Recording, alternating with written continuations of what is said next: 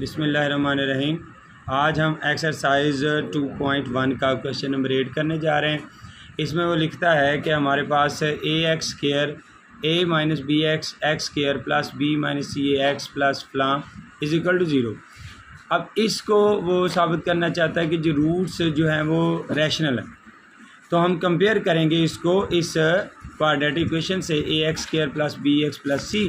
तो यहाँ से अगर इसको हमने इससे कंपेयर किया तो हमारे पास ए की वैल्यू निकली A B minus C, B की वैल्यू निकली B into C minus A और सी की वैल्यू निकली सी इंटू सी माइनस ए। साबित हम करना चाह रहे हैं इसके रूट से रैशनल है। अगर रैशनल है तो इसका मतलब है उसका डिस्क्रिमिनेंट ज़ीरो से बड़ा होना चाहिए। तो हमने इसका डिस्क्रिमिनेंट ज़ीरो से बड़ा कर दिया। अब हम अकेला डिस्क्रिमिनेंट की वैल्यू फाइंड करेंगे कि वो ज़ीरो से बड़ा है या नहीं है। तो हम क्या करने जा रहे हैं कि जी ए बी की जगह पर बी की वैल्यू लगाई, 4 लगाया, ए की जगह पर ए की वैल्यू और सी की जगह पर सी की वैल्यू हमने यहाँ से इन जगहों से उठा के हमने लिख दी।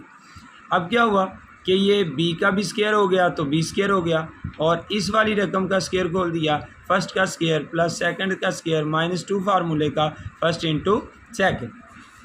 इसी तरह से ये 4 ऐसे ही आ गया और ये ए को बी से और सी से मल्टीप्लाई किया और उसके बाद हमने इसको इससे भी मल्टीप्लाई। इस तरह हमारे पास ये ए और सी आ गया, पहले लिख लिया और इन दोनों को इसके साथ लिख लिया। अब क्या किया हमने कि ये बी सी को आपस में मल्टीप्लाई करके ये लिखा और फिर 4ac को सब के साथ मल्टीप्लाई अलग अलग कर दी। इस तरह से जब हमने इस पर गौर किया तो ये तो हमारे पास ए बी बी सी और सी ए ये पढ़ो इनका स्क्वायर बना। इसका मतलब ये ए बी बी सी और -2ca इनके स्क्वायर थे, इनका टोटल स्क्वायर के इक्वल हो गया। और स्क्वायर में रकम हमेशा ज़ीरो से बड़ी होती है, इसका मतलब इसके डिस्क्रिमिनेंट ज़ीरो से बड़ा हो गया। और यही हम साबित करना चाह रहे थे कि इसका डिस्क्रिमिनेंट ज़ीरो से बड़ा है, सो रूट्स आर रैशनल। अब हम क्वेश्चन नंबर जाते हैं जी 2 की तरफ। तो क्वेश्चन नंबर इसका जो 2 पार्ट सेकंड पार्ट है वो कुछ इस तरह से है कि ये वाली टर्म जो है वो बता रहे हैं कि ऐसे है और इसके हमने डिस्क्रिमिनेंट को फाइंड करना है कि ये भी ज़ीरो से बड़े, यानी रूट्स आर परफेक्ट स्क्वायर या रैशनल। तो हम उस तरफ जा रहे हैं। तो हम उसी तरह से कंपेयर करेंगे x square plus b x plus c से। सो इस तरह हमारे पास ए जो है वो इसके बराबर हो गया, हमने वो लिख दिया, बी जो है वो इसके बराबर हो गया, वो लिख दिया और सी जो है वो इसके बराबर हो गया, वो लिख दी। और ये तीनों ए बी सी की वैल्यू हमने डिस्क्रिमिनेंट में डाली और डिस्क्रिमिनेंट का फार्मूला हमारे पास बी स्क्वायर माइनस 4ac है। हमने ए बी और सी की तीनों वैल्यूज़ को लिया और इसके अंदर पुट किया। और फिर हम क्या करने जा रहे हैं कि हमने जब वैल्यूज़ पुट की तो ये जो 2 है ये इसका भी स्क्वायर है और ये इसका भी स्क्वायर है, तो इसका स्क्वायर किया तो 4 आ गया और इसका स्क्वायर ओपन कर दिया, ए स्क्वायर बी स्क्वायर सी स्क्वायर प्लस 2ab 2bc और 2ca, ये इसका 3 वाले का फार्मूला ओपन हो गया। फिर हमने 4 ऐसे ही लिखा और ये a प्लस 2b और a प्लस 2c को मल्टीप्लाई किया तो ये रकम आ गई।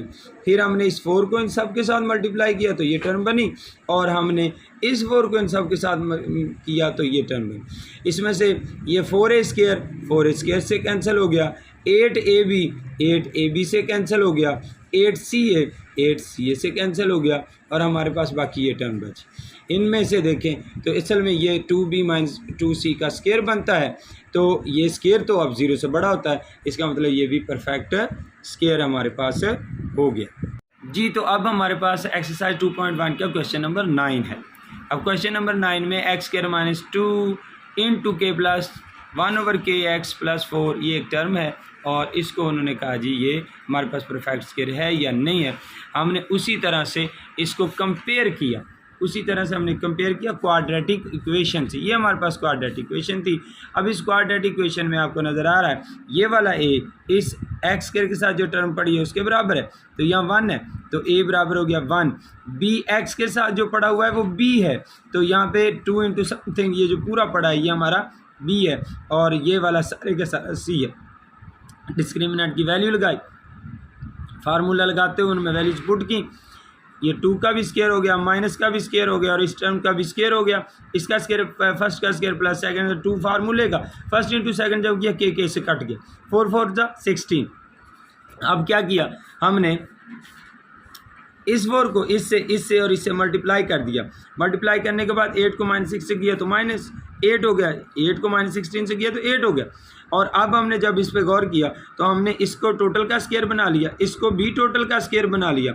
जब दोनों को टोटल का स्क्वायर बना लिया तो फिर हमारे पास क्या है, हम अपनी तरफ से ये माइनस लगाते हैं और 2 फार्मूले का लगाकर first term into second term जब लिखते हैं तो गौर करते हैं तो ये के कैसे कटे, ये के कैसे कटे, तो बाकी 2 × 2 = 4, 4 × 2 = 8 यही बनता है। तो हमने ये इसको इस शक्ल में लिखा है 8 को, ताकि हमारे पास ये फुल स्क्वायर की शक्ल आ जाए। इसका मतलब ये भी क्वाड्रेटिक है। तो इस तरह हमारे पास ये परफेक्ट स्क्वायर या रैशनल बन गया।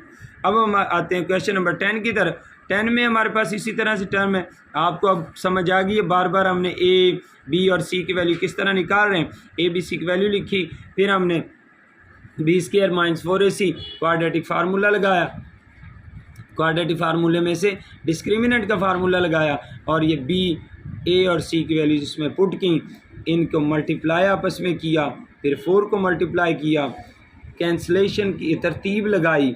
तरतीब लगाने के बाद हमने इस पर गौर किया तो ये असल में a - 2b और c का होल स्क्वायर बन रहा था, इज़ अ परफेक्ट स्क्वायर। इस तरह हमारे पास क्वेश्चन नंबर 10 भी सॉल्व हो गया।